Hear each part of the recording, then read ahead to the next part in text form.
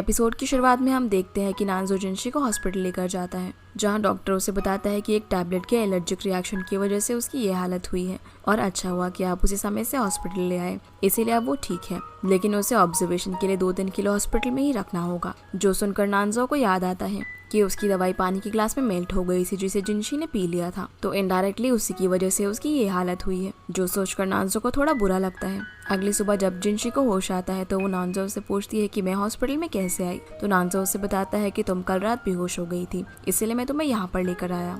जिनशी कहती है मैं तो काफी सालों से बीमार नहीं हुई हूँ, तो मैं अचानक से बेहोश कैसे हो गई, पर यहाँ नानजो उसकी बातों को टाल देता है। तभी जिनशी को याद आता है कि उसे अपने ऑफिस का बहुत ही इंपॉर्टेंट प्रोजेक्ट सबमिट करना है, इसीलिए वो बेड से उठकर जाने की कोशिश करती है, लेकिन नानजो उसे पकड़ लेता है और धक्का मुक्की में वो उसके ऊपर गिर जाता है और दोनों एक दूसरे को बस देखते ही रह जाते हैं। पर तभी नानजो अचानक से खड़ा हो जाता है और बोलता है कि तुम्हें क्या क्या चीज़ की ज़रूरत है मुझे बता दो, मैं तुम्हें यहाँ पर प्रोवाइड करवा दूंगा। जो सुनकर जिनशी तो बहुत सारी चीज़ों की लिस्ट बता देती है, पर नानजो सिर्फ उसके लिए कंप्यूटर टेबल और लैपटॉप मंगवाने का बोलकर वहाँ से चला जाता है और अपने असिस्टेंट जियांग को घर जाकर जिनशी का सामान लाने के लिए बोलता है। तभी वहाँ पर जिन भी आ जाती है, तो जियांग उसे बताता है कि जिनशी बीमार है, इसीलिए उसका कुछ सामान मुझे हॉस्पिटल लेकर जाना है। जो सुनकर जिन बोलती है कि मुझे लड़कियों के बारे में ज़्यादा पता है कि उसे क्या क्या सामान की ज़रूरत होगी, इसलिए मैं भी तुम्हारे साथ चलती हूँ। अब वो जियांग के साथ हॉस्पिटल पहुँचती है, जहाँ वो जिनशी को फ्रूट्स काट कर खिलाती है और उसे बताती है कि नानजो को भी मैं ही फ्रूट्स काट कर खिलाती हूँ, वो बहुत ही पिकी और उसे फ्रूट्स ना एकदम परफेक्ट शेप में चाहिए होते हैं। तभी वहाँ पर नानजो आ जाता है, जो जिनशी से कहता है कि मैं सुपरमार्केट जा रहा हूँ और तुम्हें कुछ मंगाना है तो बता दो। तो जिनशी उसे फालतू की चीज़ें बताने लगती हैं, जैसे कि मेरे लिए स्क्रंचीज ले आना, चिप्स वगैरह और बहुत सारी चीज़ें, और उसे सैनिटरी नैपकिन लाने को भी बोलती है। जो सुनकर नानजो थोड़ा ऑकवर्ड हो जाता है और वहाँ से चला जाता है। सुपरमार्केट में जाकर नानजो जिनशी का बताया हुआ सारा सामान खरीदता है, इवन सैनिटरी नैपकिन्स भी। जो देखकर जियांग पूछता है कि आप उसकी कितनी केयर करते हो, क्या आप सच में उससे प्यार करने लगे हो, पर नानजो उसकी बात को टाल देता है। हॉस्पिटल वापस आने पर नानजो जिन और जियांग को वापस से ऑफिस भेज देता है और खुद जिनशी के पास ही रुकता है, पर वो कहती है कि तुम भी अपने काम पर जा सकते हो और मुझे अकेले में काम करना ज़्यादा पसंद है। उसके जाते ही वो यिन को साथ में काम करने के लिए कॉल करती है और उसे आते वक्त खाने के लिए जंक फूड भी लाने को बोलती है। यिन आते ही उससे पूछता है कि वो हॉस्पिटल में क्यों है, तो जिनशी उसे बता देती है कि वो बेहोश हो गई थी, इसलिए वो हॉस्पिटल में है, और फिर वो दोनों साथ में काम करने लगते हैं। इसी बीच वहाँ पर नानजो आता है, जो देखता है कि जिनशी को जो ड्रिप लगी हुई थी वो खत्म हो गई है। ये देखते ही वो काफी पैनिक करने लगता है और इनको डांट लगाते हुए बोलता है कि अगर तुम उसकी केयर नहीं कर सकते तो तुम्हें यहाँ पर नहीं आना चाहिए था। तभी नर्स वहाँ पर आकर नई ड्रिप लगा देती है, लेकिन नानजो तो अभी भी इनको डांटे ही जा रहा था। लेकिन यिन भी अब चुप नहीं रहता और बोलता है कि अगर तुम्हें इसकी इतनी ही फिक्र है तो तुम इसे छोड़कर क्यों गए। अब ये सुनकर वो उसे मारने ही जा रहा था, पर जिनशी उसका हाथ पकड़ लेती है और बोलती है कि प्लीज नाराज मत हो, मेरा काम खत्म होने के बाद वो यहाँ से चला जाएगा। इसलिए नानजो भी इनके साथ ही बैठ जाता है, जहाँ वो इन दोनों को एक साथ काम करते हुए देखकर काफी जेलस होता है। और जैसे ही जिनशी का काम खत्म होता है तो वो यिन को वहाँ से जाने को बोलता है। तभी जिनशी को उसके भाई का कॉल आता है, जो उसे बोलता है कि मैं तुम्हारे घर के बाहर हूँ और तुम्हें खाना देने के लिए आया हूँ। जिनशी बहाना करके बोलती है कि मैं तो अभी ऑफिस में हूँ और आज मैं ओवर टाइम करूंगी, इसीलिए तुम घर वापस चले जाओ। पर उसका भाई बोलता है कि ठीक है, मैं तुम्हें ऑफिस में ही खाना देने आ जाता हूँ। पर जिनशी बोल देती है कि मैं अभी इंपॉर्टेंट मीटिंग में हूँ और ये बोलकर फोन कट कर देती है। फिर वो अपनी फ्रेंड सू को कॉल करती है और उसे बताती है कि प्लीज तुम किसी भी तरह से मेरे भाई को 2 दिन के लिए नानजाओ के घर आने से रोक लो, क्योंकि मैं अभी हॉस्पिटल में और मैं नहीं चाहती कि मेरे भाई को इस बारे में पता चले। जहाँ सू पहले दिन तो जुआन को अपना मॉडल बनने के लिए कहती है और अगले दिन वो उसे अपने साथ फ्लावर अरेंजमेंट क्लास में लेकर जाती है, जहाँ काम खत्म होने के बाद वो जिनशी से मिलने के लिए जाने वाला था। पर तभी सू बहाना करके कहती है कि उसके पेट में काफी दर्द हो रहा है। जो देखकर जुआन उसे हॉस्पिटल चलने को कहता है, पर जू मना करती है, लेकिन वो उसे जबरदस्ती अपनी पीठ पर बिठाकर हॉस्पिटल ले जाने लगता है। दूसरी तरफ हम जिनशी और नानजाओ को हॉस्पिटल में वॉक करता हुआ देखते हैं, जहाँ नानजाओ उससे बताता है कि आज तुम्हें हॉस्पिटल से डिस्चार्ज कर दिया जाएगा। जो सुनकर वो काफी खुश हो जाती है। तभी वो सू और अपने भाई को हॉस्पिटल में आता हुआ देखती है और सू भी जिनशी को देख लेती है, इसीलिए वो उसे गले लगाकर कहती है कि मुझे काफी दर्द हो रहा है। तब जिनशी भी उसे वहाँ पर देखकर नानजाओ के साथ एक बोर्ड के पीछे छुप जाती है और यहाँ हम एक बार फिर से इन दोनों को काफी क्लोज देखते हैं। सू को डॉक्टर से दिखाने के बाद जुआन को पता चलता है कि वो बिल्कुल ठीक है, इसीलिए वो सीधा जिनशी के पास पहुंच जाता है। जिनशी और नानजा जुआन के सामने ऐसी एक्टिंग करते हैं जैसे कि वो दोनों काफी अच्छे कपल हो। जिनशी नानजा को डार्लिंग बुलाती है और उसके लिए जूस लाने को बोलती है, तो नानजा उसके लिए जूस बनाकर लेकर आता है। अब उन दोनों का ऐसा बिहेवियर देखकर जुआन को कंफर्म हो जाता है कि वो दोनों सच में एक रिलेशनशिप में हैं और वो वहाँ से चला जाता है। जिनशी जब अपने भाई को छोड़कर आती है तब वो नानजो से कहती है कि अब मेरे भाई को यकीन हो गया है कि हम रिलेशनशिप में हैं, इसीलिए अब वो यहाँ पर आकर हमें तंग नहीं करेगा और इतने दिनों तक तुमने जो मेरी हेल्प की उसके लिए थैंक यू। वैसे मैंने जितना सोचा था तुम उतने बुरे भी नहीं हो, पर अब मैं तुम्हें और ट्रबल नहीं करना चाहती, इसलिए मैं कल सुबह यहाँ से चली जाऊंगी। जो सुनकर नानजो थोड़ा सोच में पड़ जाता है और बोलता है कि ठीक है, लेकिन अपना सामान समेट कर जाना। रात में हम नानजो को देखते हैं जो कि इस बारे में सोच रहा था कि जिनशी अब घर से जा रही है और उसके साथ बिताए हुए मोमेंट्स को याद कर रहा था। वहीं जिनशी भी पूरे घर की साफ सफाई कर रही थी और वो भी नानजो के साथ बिताए हुए मोमेंट्स को याद कर रही थी। अगली सुबह जिनशी अपना सारा सामान पैक करके नानजो के रूम में एक नोट रखने के लिए जाती है, पर तभी वहाँ वो एक लेटर पर कंपनी का नाम छपा हुआ देखती है, जिससे वो सोच ही रही थी कि उसने कहाँ देखा है। पर तभी उसे घर में किसी के आने की आवाज आती है, इसलिए वो बाहर हॉल में जाती है जहाँ वो देखती है कि नानजो की मदर आई है। मदर जिनशी से पूछती है कि तुम यहाँ पर क्या कर रही हो, पर जिनशी उनकी बात को टालते हुए बोलती है कि मैं आपके लिए पानी लेकर आती हूँ। और मदर इस बात से काफी खुश थी कि वो दोनों साथ में रह रहे हैं। तभी वो जिनशी से पूछती है कि तुम ये सामान लेकर कहाँ जा रही हो, तो वो बोल देती है कि वो यहाँ से जा रही थी। जो सुनकर मदर कहती है कि क्या तुम दोनों का झगड़ा हुआ है, तुम चिंता मत करो, अगर नानजो तुम्हें घर से बाहर निकालेगा तो मैं उसकी टांगे तोड़ दूंगी। दूसरी तरफ हम नानजो को उसके ऑफिस में देखते हैं जहाँ वो एक बहुत ही इम्पोर्टेंट मीटिंग अटेंड कर रहा था, लेकिन हम देख पाते हैं कि उसका ध्यान मीटिंग के अंदर बिल्कुल भी नहीं था और वो तो सिर्फ जिनशी के घर छोड़ के जाने के बारे में ही सोच रहा था। पर तभी वहाँ पर रिसेप्शनिस्ट आती है जो उसे बताती है कि जिनशी आपसे मिलने के लिए आई है। ये सुनते ही वो फटाफट मीटिंग छोड़कर बाहर उससे मिलने जाता है, जहाँ जिनशी उसे बताती है कि मैं अब तुम्हारा घर छोड़कर नहीं जा सकती, क्योंकि मैंने सुबह जाने के लिए अपना पूरा सामान पैक कर लिया था और मैं जा ही रही थी। पर तभी तुम्हारी मम्मी आ गई और उन्होंने कहा कि अगर तुम मुझे घर से निकालोगे तो वो तुम्हारी टांगे तोड़ देगी, जिसमें मैं तुम्हारी कोई भी मदद नहीं कर पाऊंगी। जो सुनकर नानजो खुश तो बहुत होता है, लेकिन बिल्कुल भी अपने चेहरे पे दिखाता नहीं है। जिनशी बोलती है कि तुम चिंता मत करो, हम दोनों कोई ना कोई रास्ता जरूर निकाल लेंगे और जब तक मैं तुम्हारे घर पर हूँ उसका मैं तुम्हें रेंट पे करूंगी। जिनशी बोलती है कि तुम जो बोलोगे मैं वो काम करूंगी और मैं इसका तुमसे कोई पैसा भी नहीं लूंगी। पर अपनी बातों से नानजो को कन्विंस ना होता हुआ देखकर जिनशी उसके सामने इमोशनल ड्रामा करने लग जाती है। तब नानजो उसे रोक कर कहता है कि तुम मेरे घर में रह सकती हो। जो सुनकर जिनशी खुशी से पागल हो जाती है। फिर नानजो को उसकी मदर का कॉल आता है जो कि उससे मिलने के लिए बुलाती है, तो नानजो अपनी मदर से मिलने के लिए जाता है।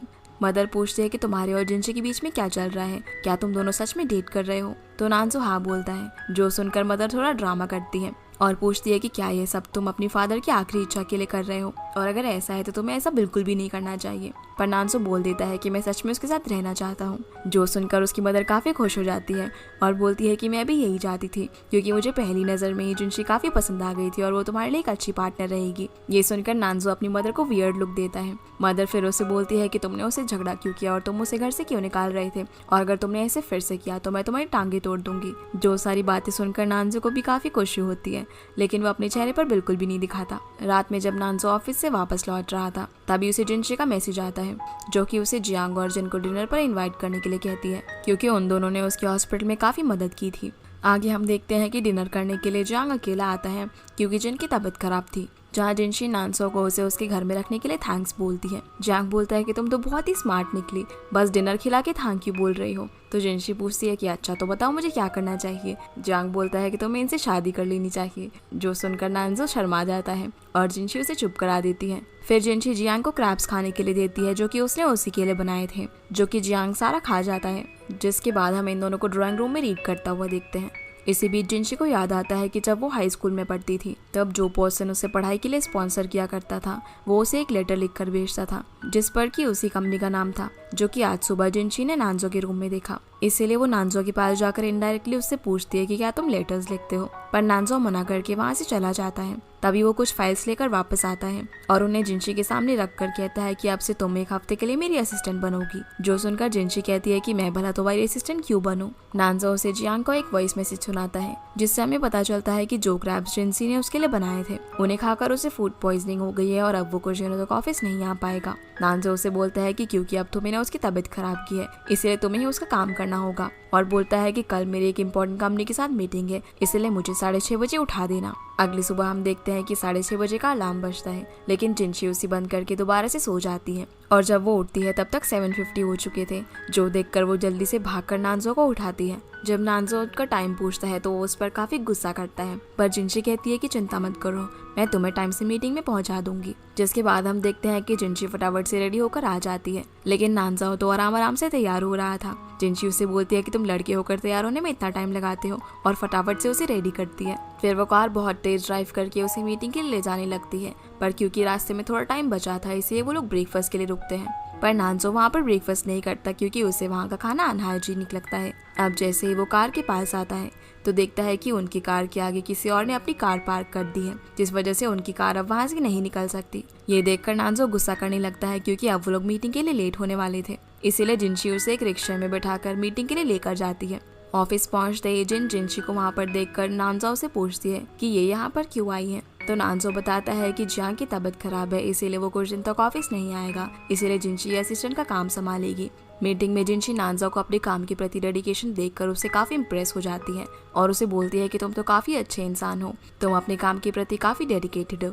अब जिनशी रोज नानजो को ऑफिस में असिस्ट करने लगती है, जहाँ वो उसके साथ काफी अच्छे से बिहेव करती है और उसके सारे काम में मदद करती है। रात में नानजो जिनशी का लैपटॉप खुला हुआ देखकर उसकी कॉमिक्स पढ़ने लगता है, जो देखकर वो सोचता है कि इसकी स्टोरी तो काफी अलग है और ये काम तो किसी से भी कॉपी नहीं किया गया। और वो पहले दिन के बारे में सोचने लगता है जहाँ पर उसने उसे उसके काम के लिए बुरा भला कहा था। तभी जिनशी वहाँ पर आ जाती है, जो उसे कहती है कि तुम किसी का काम इस तरीके से नहीं देख सकते, और लैपटॉप को बंद कर देती है। नानजो उसे यहाँ पर अपने पहले दिन के बिहेवियर के लिए सॉरी कहता है क्योंकि उसने उसे उसके काम के लिए काफी बुरा भला कहा था, जबकि उसका काम कहीं से भी कॉपी नहीं है। जिनशी भी उसे बोलती है कि जब तुम मुझे पहली बार मिले थे तब तुम मुझे बिल्कुल भी पसंद नहीं थे, लेकिन अब मुझे लगता है कि तुम काफी अच्छे इंसान हो। तभी जिनशी उसकी तारीफ करते करते उसके पास आने लगती है, जो देखकर नानजो मन ही मन सोचने लगता है कि ये मेरे इतनी पास क्यों आ रही है, क्या आज ये मुझे प्रपोज करने वाली है। नानजो उसे पूछता है कि क्या हुआ, क्या तुम्हें कुछ कहना है। तो जिनशी बोलती है कि मुझे भूख लगी है और मुझे कुछ नूडल्स खाना है। जो सुनकर नानजो का कुछ ऐसा एक्सप्रेशन था क्योंकि उसके दिमाग में तो कुछ और ही चल रहा था। फिर हम देखते हैं कि ये दोनों डाइनिंग टेबल पर नूडल्स खाने के लिए बैठे होते हैं, जहाँ जिनशी नानजो को भी खाने के लिए बोलती है पर वो मना कर देता है। वो एक स्पून में नूडल्स डालकर नानजो को जबरदस्ती खिला देती है, जिसका टेस्ट नानजो को भी काफी अच्छा लगता है और वो भी खाने लग जाता है। पर खाते खाते उसे इतना मजा आ रहा था कि वो बहुत सारे नूडल्स खा जाता है और ये दोनों खाने के ऊपर एक दूसरे से लड़ने लगते हैं। अगले दिन हम जिनशी को नानजो के साथ ऑफिस में देखते हैं, जहाँ वो हर काम में कुछ न कुछ गलती की जा रही थी, तो नानजो से वो काम फिर से करवा रहा था। तभी वहाँ पर जिन आ जाती है, जो बोलती है कि आज तुम्हारी मिस्टर गू के साथ मीटिंग है और वहाँ कोई भी गड़बड़ ना हो, इसीलिए मीटिंग में तुम्हारे साथ मैं चलूंगी। जो सुनकर नानजो मान जाता है। फिर जब मीटिंग खत्म करने के बाद वो मिस्टर गू से हैंडशेक करता है, तो वो बताता है कि उसका कोट थोड़ा सा फटा हुआ है, जो सुनकर नानजो काफी एम्बैरस हो जाता है। जिसके बाद वो जिनशी के साथ काफी सारी शॉपिंग करने जाता है, जहाँ वो उसे काफी डांट रहा था कि तुम एक भी काम ठीक से नहीं कर सकती और तुमने मेरे लिए इतना सस्ता कोट क्यों खरीदा। जिनशी बोलती है कि ये कोट अच्छा तो है और सस्ते में मिल रहा था, इसीलिए मैंने खरीद लिया। अब जब इनकी बहस चली रही थी तभी वहाँ पर जुआन आ जाता है, जो कि जिनशी के लिए खाना लेकर आया हुआ था। वो नानजो से कहता है कि तुम मेरी बहन से ऐसा काम कैसे करवा सकते हो, और उसे काफी कुछ सुनाने लगता है, जो सुनकर नानजो वहाँ से चला जाता है। जुआन जिनशी से कहता है कि नानजो तुम्हें नौकरों की तरह क्यों ट्रीट कर रहा है। जिनशी बोलती है कि ऐसा कुछ भी नहीं है, ये सब तो मैं खुद ही कर रही हूँ, और वो खाना लेकर उसे जल्दी से वहाँ से भेज देती है। ऊपर जाने पर वो नानजो से सॉरी कहती है कि उसके भाई की वजह से उसे इतना कुछ सुनना पड़ा। तो नानजो कहता है कि अगर तुम्हारा भाई फिर से यहाँ पर आया तो मैं तुम्हारा रेंट डबल कर दूंगा। अगले दिन जिन उसे बताती है कि उसे उसकी एक एनिमेशन के लिए अवार्ड दिया जा रहा है, जहाँ पर वो लोग उसकी फियांसे को अवार्ड रिसीव करने के लिए बुला रहे हैं। ये काफी अच्छा मौका है उसके ड्रीम प्रोजेक्ट लीग जिंगलिंग को प्रमोट करने का, क्योंकि वहाँ पर काफी बड़े बड़े इन्वेस्टर्स भी आए होंगे। जो सुनकर नानजो मान जाता है। ऑफिस से निकलकर जब नानजो अपनी कार में जा ही रहा होता है, तभी वहाँ पर एक बस से काफी सारे लोग निकलते हैं, जो कि उसे वहाँ से अपनी गाड़ी हटाने को बोलते हैं। और इतने सारे लोगों को देखकर नानजो फिर से बेहोश होने लगता है, पर वो किसी तरह अपनी कार में बैठकर जिनशी को कॉल करता है, लेकिन वो टीचर के साथ बात कर रही थी, इसलिए वो उसकी कॉल पिक नहीं कर पाती। फिर वो जिन को कॉल करता है, जो कि उसे उसके घर लेकर आती है, जहाँ वो बोलती है कि वो कुछ देर उसके साथ रुकना चाहती है। पर नानजो उसे बोलता है कि ऑफिस में बहुत काम है, इसीलिए तुम ऑफिस चली जाओ। इसी बीच जिनशी नानजो को कॉल बैक करती है, जो कि जिन देख लेती है, लेकिन वो इस बारे में नानजो को नहीं बताती और उसकी कॉल भी पिक नहीं करती। जिन नानजो को कहती है कि तुम अपनी सारी कॉल्स मेरे फोन पर ट्रांसफर कर देना और मैं सब कुछ हैंडल कर लूंगी। तो नानजो उसे जिनशी को इन्फॉर्म करने के लिए कहता है कि वो जल्दी घर आ जाए, पर वो ऐसा कुछ भी नहीं करती। दूसरी तरफ जिनशी घर जाने के बारे में सोच ही रही थी, तभी येन उसके पास आता है, जो कि उसे कुछ काम के लिए अपने साथ ले जाता है, और काम करते करते उसे रात हो जाती है। जब रात में वो घर जाती है तो नानजो थोड़ा गुस्सा करता है और बोलता है कि उसके कॉल करने के बाद भी उसने कोई रिस्पॉन्स नहीं दिया और वो इतना देर से घर आई है, पर उसके साथ क्या हुआ इस बारे में जिनशी को तो कुछ पता ही नहीं था। नानजो जिनशी को बोलता है कि कल तुम्हें मेरे साथ एक अवार्ड सेरेमनी में जाना है, जिसके बारे में तुम जिन से पूछ सकती हो। ये बोलकर वो अपने रूम में चला जाता है। जिनशी जिन को कॉल करके पूछती है कि अवार्ड सेरेमनी मुझे क्या पहन कर आना है, तो जिन उसे झूठ बोल देती है कि तुम कुछ भी कैजुअल पहन कर आ जाना, और ये सब जानबूझकर उसने इसलिए किया था क्योंकि वो नानजो की फियांसे के तौर पर वहाँ पर जाना चाहती थी। अगले दिन जिनशी कैजुअल ड्रेस पहनकर सेरेमनी में पहुंच जाती है, जहां नानजो उसे इस तरीके से देखकर काफी गुस्सा होता है और बोलता है कि तुम ये क्या पहन कर आई हो। जिनशी बोलती है कि मुझे ये पहनने के लिए जिन ने ही कहा था। तो जिन उसकी बात टालते हुए कहती है कि मैंने तो तुम्हें ये कहा था कि जो भी तुम्हें कंफर्टेबल लगे वो पहन लेना, पर तुम तो कुछ ज्यादा ही कैजुअल पहन कर आ गई। जिन अब नानजो से पूछती है कि क्या तुम इसे अब ऐसे ही अंदर ले जाने वाले हो। तो नानजो कहता है कि इसके बदले तुम चली जाओ। ये देखकर जिनशी को उसके ऊपर काफी गुस्सा आता है और वो यहाँ से चली जाती है।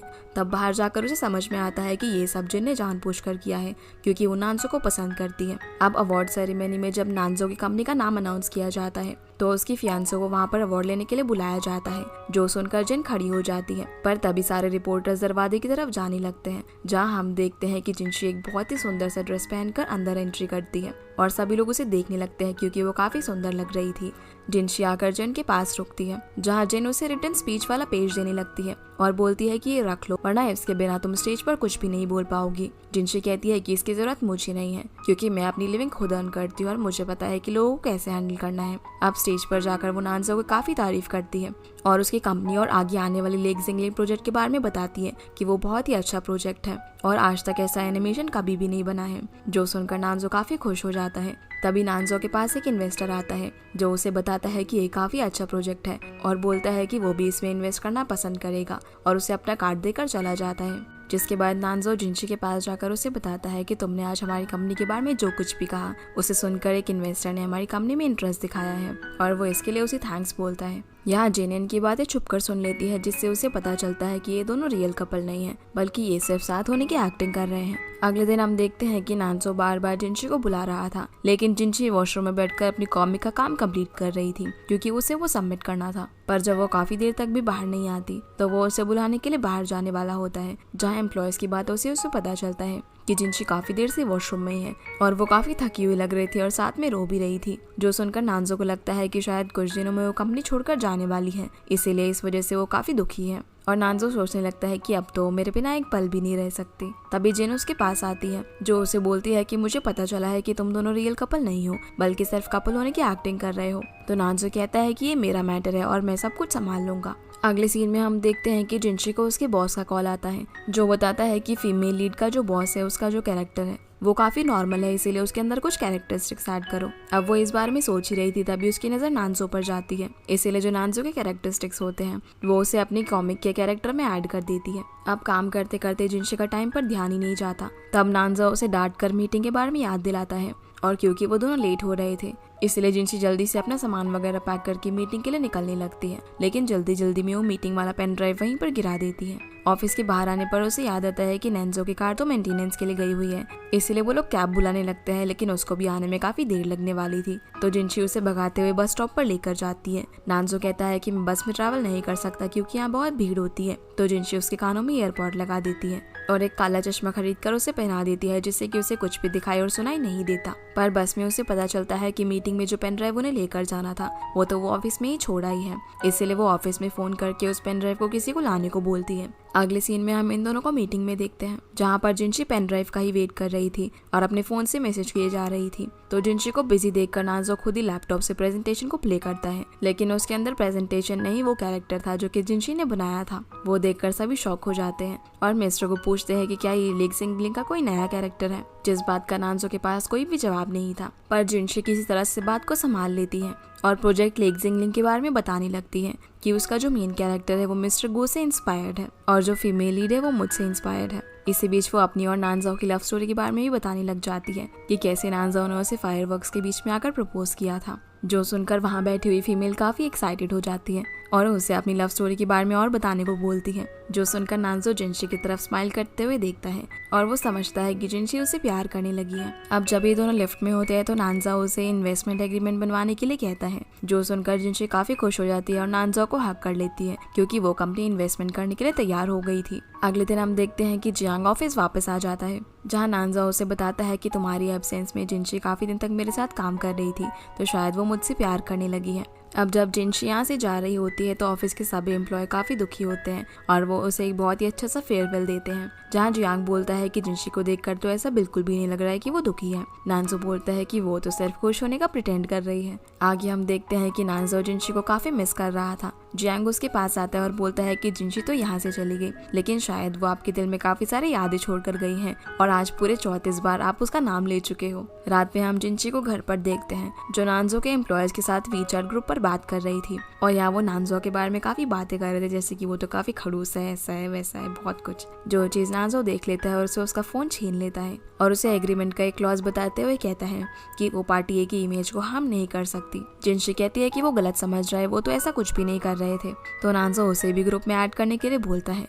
अब नानजो को जैसे ही ग्रुप में ऐड किया जाता है तो सभी लोग ग्रुप चैट छोड़ कर भाग जाते हैं और एक दूसरा ग्रुप बनाकर उसमें जिनशी को ऐड करते हैं, जहाँ वो लोग उससे पूछते हैं कि उसने नानजो को ग्रुप के अंदर ऐड क्यों किया। तो जिनशी बताती है कि वो मैंने नहीं किया, बल्कि नानजो ने खुद ही करवाया है, क्योंकि उसने चैट्स पढ़ लिए थे। जो सुनकर एम्प्लॉयज बोलते हैं कि आखिर नानजो ने तुम्हारे चैट्स कैसे पढ़ लिए। तभी नानजो भी इस ग्रुप में ऐड होता है और अवार्ड सेरेमनी वाला वीडियो ग्रुप के अंदर भेज देता है, जिसमें जिनशी नानजो की फियांसे बनकर गई थी, जिसे सभी लोगों को पता चल जाता है कि असल में जिनशी नानजो की फियांसे है। तभी उनके घर की डोरबेल बजती है और जिनशी भागकर दरवाजा ओपन करके अपना ऑर्डर रिसीव कर लेती है, क्योंकि उसने बाहर से जंक फूड मंगवाया था। जो देखकर नानजो उसे घूरने लगता है तो जिनशी उससे बहुत रिक्वेस्ट करती है और बोलती है कि उसने इतने दिनों से काफी मेहनत की है, इसीलिए प्लीज वो आज उसे ये सब खाने दे। तो नानजो मान जाता है और बोलता है कि खाने के बाद सब कुछ साफ कर देना। इसीलिए जिनशी खाने के बाद सारी सफाई कर देती है, लेकिन वो गलती से एक रूबिक्स क्यूब को भी कचरे के डब्बे में फेंक देती है। अगली सुबह येन जिनशी के घर आता है उसको खाना देने के लिए।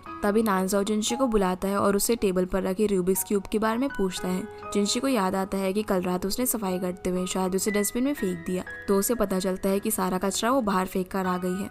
जो सुनकर नानजो को काफी गुस्सा आता है। जिनशी इस बात को बहुत ही कैजुअली लेती है और कहती है कि मैं तुम्हें एक दूसरा खरीद दूंगी। जो सुनकर नानजो को और भी ज्यादा गुस्सा आ जाता है और वो बोलता है कि आइंदा से तुम मेरी चीजों को हाथ मत लगाना और अगर तुम ये नहीं कर सकती तो मेरे घर से चली जाओ। तभी इन बीच में आ जाता है और बोलता है कि तुम इसके साथ इस तरीके से बर्ताव नहीं कर सकते, क्योंकि ये तुम्हारे फियांसे है। जो सुनकर नानजो गुस्से में अपने ऑफिस निकल जाता है।